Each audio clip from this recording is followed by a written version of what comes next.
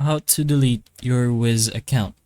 So just go ahead and log into the account you want to delete directly in the app, and just go ahead to your profile. Then you should be able to find your profile in the bottom right.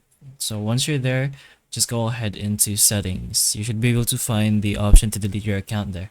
So it should look like a call button over here in the top right. And once you're into settings, go into my data over here in privacy and safety, and then just go ahead and press on the delete account right below every other option.